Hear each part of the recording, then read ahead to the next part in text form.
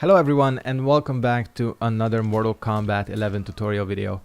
In this video we are going to be focusing and talking about wake-ups. Now waking up and which wake-up option you need to use in which situation can be kind of tricky to figure out in this game. I've seen a lot of people in my comments and also in the comments of my MK streams talk about that they don't really understand when to use which wake-up option, when to delay wake-up, when to throw, when to roll. So we are going to be going over every option. Hopefully I can give you some tips on when to use each one and also give you some tips on how to counter each wake up option. So wake ups can be tricky. Again, there's a lot of options in this game. So again, it's not immediately obvious when each option is best used in which situation. Alright. So I've picked these two characters, Jackie because she has really good mids, and Scorpion because he has some of the best wake-ups in the game, especially his up 3. Now, how do you set up practicing wake-ups? If you want to do this, you can do this mid-screen or in the corner, it doesn't matter. You go into AI options, you go into get up mode on, and you pick your poison. Go for spear slice, not pear slice. If I do a knockdown on Scorpion, he's gonna do his up 3. You can test out what each wake up option is for each character this way. So that's how you set it up. Again, you can do it in the corner. I prefer to do practicing against wake ups or figuring out how to punish the wake ups of characters mid-screen, because in the corner one of the options, which is backwards roll, is not available, although that one is probably the least used anyways. We'll get into those later. Right now, we need to talk about the two timings for getting up. Timings, I don't know. Basically, you can determine in this game how long you stay on the ground after a knockdown. And this is one of the most underused and also one of the best wake-up options in the game. So many people do not use delayed get-up. And I know it can be kind of tricky. The tutorial mentions delayed get-up very briefly, so it's not immediately obvious. But what is it? So if I set Scorpion up to do a knockdown and then go for a 1-1-2 after. If I do nothing, that's a normal get up. As you can see, I'm getting up, takes a while. Yeah, this is just a normal standard get up. If you have no meter available for any wake up option, this is one of the options available to you. Just a normal get up. Now, this normal getup is not the best thing in the world. The reason is because you open yourself up to meaty attacks. Now, meaty attacks, it's kind of a weird fighting game term, but basically, a meaty is any attack that hits on the way of a character getting up. So as you can see, if I do nothing with Jackie, I get up with his 1-1-2, or I get hit by his 1-1-2 string. This attack is meaty because whatever I try to do, I try to mash 1-1 out of it. I think I didn't time it exactly correctly. Let me just do this. There we go. That's gonna be much better. So if you do meaties correctly, whatever you do on get up, you can try mashing any button, you are going to get hit. And the same holds true for if I try to jump. Again, I think no, it does work. As you can see, I'm trying to jump. Yeah, a correct meaty will hit no matter what your character does. So generally you want to avoid meaty attacks. How do you avoid them? You avoid them by using delayed get up. You do this by holding L2. As you can see, if I hold L2, Jackie will stay on the ground longer. By staying on the ground longer, the entire meaty attack sequence that Scorpion is doing whiffs. So if you meaty and you delay get up, you get this. As you can see, that is a full punish on Scorpion trying to meaty you. It works every single time. So again, when I say that delayed get up is one of the most effective and least used get up options, I really do mean it. If you're having trouble with like a Sub-Zero knocking you down and then going for his 50-50s, Same with Scorpion, if he's going for his overhead string or his low string. One of the better options, especially if your opponent knows how to counter your other wake up options, is to just stay on the ground a little bit longer. The opponent is gonna try doing his attack, and then bam, full combo punish. Now I will say, because every character in this game has an invincible wake up attack, Meaties are a little bit less good in this game than in a game like Street Fighter, for example, but they are still an option. Also, so keep Meaties in mind and keep delayed get-ups in mind as well. Alright, let's get into the other options. The Meaties and the delayed get-ups are probably the most complicated out of these wake-up options. So let's cover the other ones. The first one being the up 2. Now the up 2 has its advantages, mainly because it is a launcher. You can do a full combo punish if you hit your opponent with an up 2. So in that aspect, it would seem very useful. However, I would say that up 2s are probably the most situational wake up option in this game. There are very few instances where I would truly recommend going for an up 2 unless you're absolutely certain that your opponent is doing something like, well, I would say if your character has slower walk speed, if he knocks you down and trying to get back, again, Jackie is not a good example, but characters with slower walk speed, if they try to kind of like do some mind games with walking out of your range and then punishing, you can hit them with the up 2, because most often up 2s have longer reach. Like Giras's, for example, is extremely good. However, that is a very, very tiny specific situation where I would recommend going for these. The reason I don't recommend it is because up 2s have very short invincibility frames.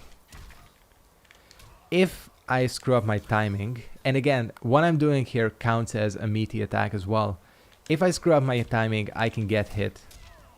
But like, see, as you can see, even then, it's like very risky for the Scorpion player or the opponent. However, if you know your correct timings, you can beat up 2s every single time. The general rule of thumb is to delay a little bit. So as you can see, I do the knockdown. I don't immediately go for the attack, because if I do, I'm gonna get hit. And knockdown, wait a little, and then go for the punish. And bam. My opponent just ate a 32% combo because he tried to wake up. That is gonna put the fear into the opponent, believe me. Now, of course, the other option, the up 3, is not so easy. The up 3 is not easy because this thing is fully invincible. This get up attack, no matter how well I time my meaty, I'm going to get hit every single time. Same goes for if I try to go for a throw. Yeah. Up 3s are probably the most used wake up option I see online. People love their up 3s. And of course, why wouldn't they? I mean, it leaves your opponent standing, doesn't deal a lot of damage, but it's fully invincible. However, keep in mind, up 3s have their counters as well. First counter is walking out of their range. I would generally recommend practicing the range for each character's kind of up 3 wake up option. Scorpions, the trade-off with Scorpions is that it's safe on block. The disadvantage is that it has very short range, so something like this is very possible. A character like Shao Kahn, he has an amazing up 3 in terms of reach, but the frame data on it is not so good. So it really comes down to character specific stuff. But certainly, and again, I'm using Jackie here as an example for this, if you are playing a character that has good forward advancing mids, you can very easily punish an opponent's up 3. The other way you can punish an up 3 is by jumping. The jump works as well. It basically allows you to do the same thing. In the corner, jumping might be better. Yeah, as you can see, full combo. The thing about jumping though, what's the best way to set this up? Screw it, I'll just talk about it.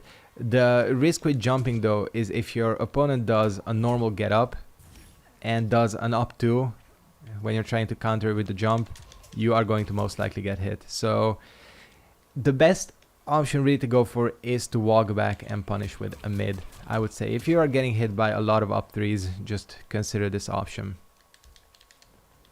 Alright, let's move on to the movement options.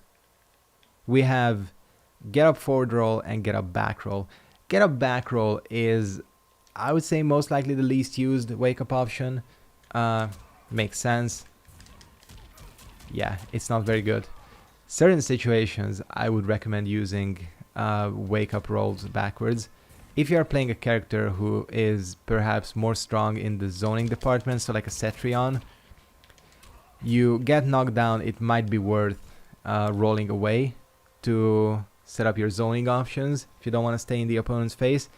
However, get up backward rolls are vulnerable to chase downs again, and this comes down to characters. If your character has a good forward advancing mid, you can punish your opponent rolling backwards, but honestly the likelihood of you seeing this online is very rare. People, I don't think I even remember who has ever used this get up option on me. But again, if you're more of a zoning type character, Kitana, Jade, Cetrion, I would say keep this option in mind.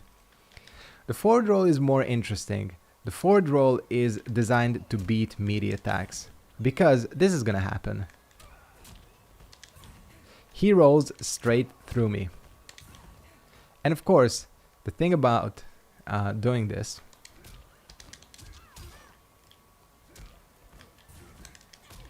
is it allows for a full combo punish. I think I was a little bit late on that, but still. If you time it correctly, bam, you just got a full combo punish on your opponent. Get up rolls, forward rolls can also be used to roll out of the corner, switch positions with your opponent. So I would say this is a pretty strong wake up option. If you're getting hit by a lot of meaties, aside from delay get up, consider this option. Just keep in mind, however, that this option has its weaknesses as well. One of the weaknesses is a jump kick. If your opponent has a very good jump kick, yeah, it's gonna autocorrect and it's gonna hit you every single time. That was a little bit of a weird interaction, but as you can see, it's going to hit every single time. Forward rolls are also weak to another thing, a well-timed throw. While this forward roll, and I guess the back roll as well, but know that I'm talking about both, while this thing is invincible, it is not throw invincible. So a well-timed throw, which apparently I cannot do, a well-timed throw will punish this every single time. Keep that in mind. If your opponent is doing a lot of these, aside from a jump kick punish, keep in mind that you can almost always throw a delayed get up, and you have a lot of time to do this. Like, the window on this is very, very lenient. Like, your opponent will basically travel through you. Like, see, Scorpion is almost like through me. He rolled through me and he still got hit by my throw. So that's probably one of the easier punishes to get. Okay, and finally we have the last option, which is the reversal throw. The reversal throw is best used against opponents who are respecting your wake up way too much. Maybe you've done a couple of up 3s and you've hit people. Maybe you have gotten a couple of successful delayed get ups and you've gotten full combo punishes with your opponent. Your opponent is now going to be scared. He's going to be saying, fuck, this guy knows how to counter my meaties. He knows when to wake up. I'm gonna just knock him down and wait. I'm gonna knock him down and block. If he doesn't up 2, I'll punish him. If he tries some shenanigan like delayed get up, I'll be in his face and he won't be able to do anything. That is when you have successfully conditioned your opponent and you can get away with a reversal throw. Throws are of course very good because if you're in the corner, you switch places with your opponent, and throws being in general very good in this game, you want to keep that option in mind. The other thing I would say to keep in mind is that you're not going to be able to just get reversal throws for free. Again, you do this towards the end of the match or the end of a longer set, when you've really, again, conditioned your opponent to be scared because you are using all your options, your delayed get-ups, your up 3s, your up 2s, your forward rolls. Yeah, he's going to be scared and you're going to be able to get throws. Now, finally, to cover some of the more madman wake-up options, you always have waking up with buttons. If I record Scorpion doing something, for example, he screws up his Meaty, you can always go and punish your opponent like this. Again, I would consider these to be madman wake-up options, as in, if you're not absolutely certain that your opponent has done something stupid, I would tend to avoid these. So yeah, keep the standard wake-up options in mind. These are there in the game for a reason.